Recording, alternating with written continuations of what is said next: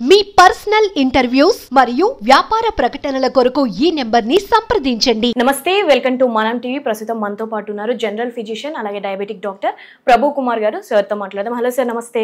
నమస్కారం sir, general గా sugar patients వాళ్ళకి ఒక ఫుడ్ అనేది ఉంటుంది, అంటే ఇది తినాలి ఇది తినకూడదు అంటారు కదా. సో ఎలాంటి ఫుడ్స్ తినాలి, ఎలాంటి ఫుడ్స్ అవాయిడ్ చేస్తే బెస్ట్ అంటారు? జనరల్గా డయాబెటిక్ పేషెంట్స్ అందరూ కూడా ఒక బ్యాలెన్స్డ్ డైట్ తీసుకోవడం మంచిది. బ్యాలెన్స్డ్ డైట్ ఏంటంటే ఏది ఎక్కువ కాకూడదు, ఏది తక్కువ కాకూడదు. ఏది తిన్నా ఎక్కువైతే అది ఆరోగ్యానికి మంచిది కాదు. లివర్కి ఒక కెపాసిటీ ఉంది, గ్లూకోనియోజెనిసిస్ అని.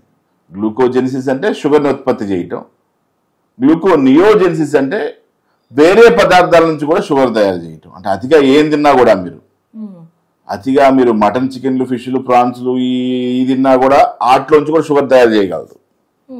సో ఇక్కడ కాన్సెప్ట్ ఏంటి, బ్యాలెన్స్డ్ డైట్ తీసుకోవాలి డయాబెటిక్ పేషెంట్. ఇది ఇంపార్టెంట్. ఈ బ్యాలెన్స్డ్ డైట్లో ఏ ఆహార పదార్థాలు మనం తింటే మంచిది అనేది ప్రశ్న. జనరల్గా ఏం చెప్తామంటే ప్రోటీన్ కావాల్సినంత తీసుకోండి, ఫ్యాట్స్ తగు మోస్తరులో తీసుకోండి. ఎందుకంటే ఫ్యాట్ సాల్యుబుల్ విటమిన్స్ కూడా ఉంటాయి మన శరీరంలో, విటమిన్ ఏడిఈకే అని. టెస్టోస్టెరాన్ లాంటి హార్మోన్స్ అనే విటమిన్ మన ఫ్యాట్స్లోనే కరుగుతాయి. కాబట్టి తగు మోస్తరులో కావాల్సిన ఫ్యాట్స్ తీసుకోండి, తగు మోస్తరులో కావాల్సినటువంటి షుగర్స్ తక్కువలో తీసుకోండి, ప్రోటీన్ కావాల్సిన తీసుకోండి, ఫైబర్ ఎక్కువ తీసుకోండి అని చెప్తాం. ఫైబరు, ప్రోటీన్ ఎక్కువ తీసుకోండి అని. ఎందుకంటే ఫైబరు, ప్రోటీన్ మన ఆరోగ్యానికి మంచిది. ఎందుకు?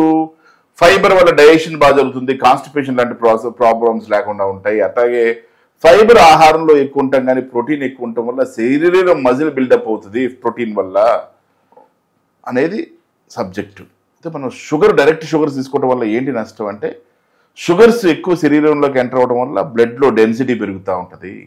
ఎప్పుడైతే బ్లడ్లో డెన్సిటీ పెరుగుతుందో, డెన్సిటీ పెరగడం వల్ల అలా అమ్మంతో అదే డెన్సిటీ తోటి, అదే సాంద్రతతోటి బ్లడ్ బ్రెయిన్కి, హార్ట్కి, శరీరంలో ఉన్నటువంటి వ్యవస్థలన్నిటికీ చేరినప్పుడు సమస్యలు వచ్చేటువంటి అవకాశం. రకరకాల brain stroke, heart stroke, neuropathy, nephropathy, కిడ్నీల ప్రాబ్లమ్స్, సెక్షువల్ డిస్ఫంక్షన్స్, ఎక్కడైతే రక్తనాళాల్లో ఈ బ్లడ్ ఫ్లో పెరిగినప్పుడు ఈ సమస్యలను వచ్చేటువంటి అవకాశం ఉంటుంది. కాబట్టి మనం ఏం చెప్తున్నాం, ముఖ్యంగా ఒక బ్యాలెన్స్డ్ డైట్ తీసుకోండి.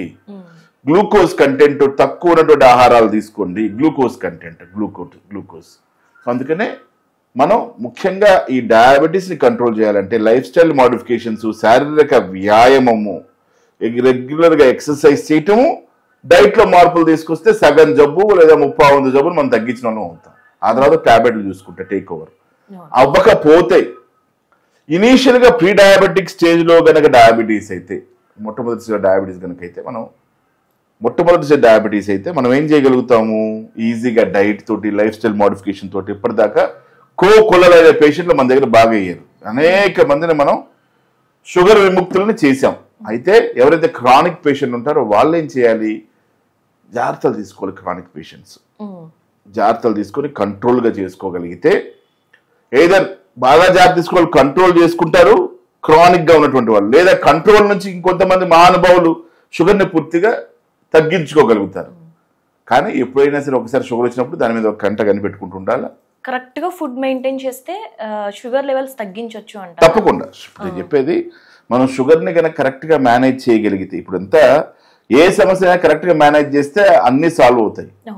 ఏ సమస్యను మనం సరిగ్గా సాల్వ్ చేయకపోతే అది సమస్యగానే మిగిలిపోతుంది. సో మనం కనుక డయాబెటీస్ని జాగ్రత్తగా కంట్రోల్ చేయగలిగితే అద్భుతమైనటువంటి రిజల్ట్స్ సాధించవచ్చు.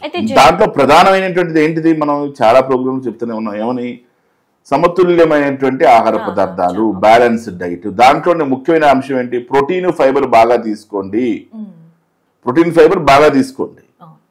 తక్కువలో తీసుకోవాల్సిన ఏంటి, ఫ్యాట్స్, షుగర్స్. ఇవి కనుక తక్కువలో తీసుకుంటే ఆరోగ్యం అద్భుతంగా కొనసాగుతుంది. అట్లాగే విటమిన్ డి, విటమిన్ B12 లోపాలు లేకుండా కూడా చూసుకోగలగాలి. మెడిసిన్స్ ఏమంటారు సార్? మరి మెడిసిన్స్ నేను అదే చెప్తున్నాను. ప్రధానంగా ఇవి గనక చేయగలిగితే మెడిసిన్స్ అవసరం లేకుండా అవుతుంది. లేకపోతే అన్నంలాగా మెడిసిన్స్ తినాల్సిన, గోళీలు తినాల్సిన అవసరం ఉంటుంది.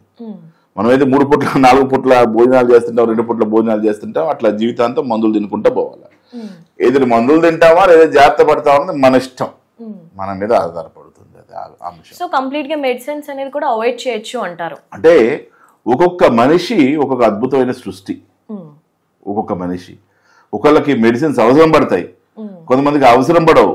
కొంతమంది డైట్ ఎక్సర్సైజ్ స్టార్ట్ చేసినటువంటి 2-3 నెలల్లోనే అద్భుతాలు సాధిస్తారు, కొంతమంది సాధించలేకపోవచ్చు. కొంతమందికి స్ట్రెస్ లెవెల్స్ ఎక్కువ ఉండొచ్చు. డయాబెటీస్ లో స్ట్రెస్ కూడా చాలా ఇంపార్టెంట్, కాబట్టి స్ట్రెస్ లెవెల్స్ ఎక్కువ ఉంటే కూడా డయాబెటీస్ కంట్రోల్ కాదు.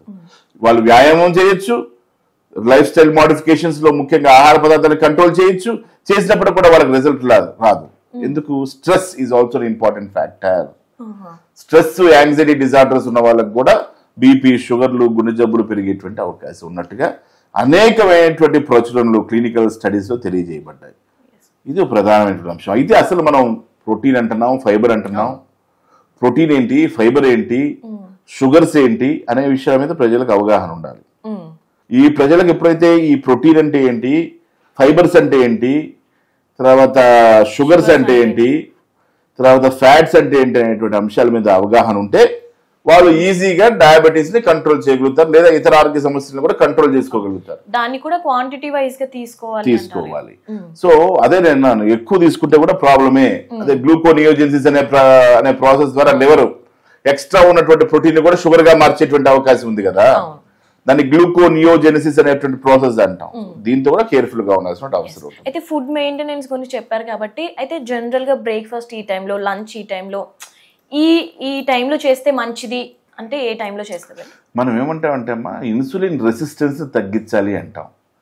ఇప్పుడు మీరు ఎన్నిసార్లు తింటే అన్నిసార్లు షుగర్ పెరిగేటువంటి అవకాశం ఉంటుంది. ఇప్పుడు మనం తినగానే ఇన్సులిన్ రిలీజ్ అవుతూ ఉంటుంది. షుగర్ ఆహారం మనం తినగానే ఇన్సులిన్ రిలీజ్ అవుతూ ఉంటుంది. ప్యాంక్రియాస్ దగ్గర నుంచి ఇన్సులిన్ రిలీజ్ అయింది. కానీ ఇన్సులిన్ రిలీజ్ అయింది పని చేయాలి. మైటోకాండ్రియల్ డిస్ఫంక్షన్ వల్ల ఒక అంశం ఇది. మైటోకాండ్రియల్ డిస్ఫంక్షన్ వల్ల రిలీజ్ అయినటువంటి ఈ ఇన్సులిన్ పని చేయదు, దాన్నే ఇన్సులిన్ రెసిస్టెన్స్ అంటాం. సో మీరు ఎక్కువసార్లు తింటా ఉన్నారనుకోండి, అప్పుడు ఏమవుతుంది? ఎక్కువసార్లు తిన్నప్పుడు ఇన్సులిన్ రిలీజ్ అవుతుంది కానీ పని చేయదు ఇన్సులిన్. అందుకనే వ్యాయామం అవసరం. మైటోకాండ్రియల్ డిస్ఫంక్షన్ పోవడానికి మనం దోహదపడాలి అని చెప్తా ఉన్నాం. సో ఇది ముఖ్య అంశం. పార్ట్ 1 మేజర్ మనం మాట్లాడుకునే సబ్జెక్ట్ ఏంటి? ఒక బ్యాలెన్స్డ్ డైట్, సమతులైనటువంటి ఆహార పదార్థాలు, ఇవన్నీ కూడా మనం తినాలి. నమస్కారం.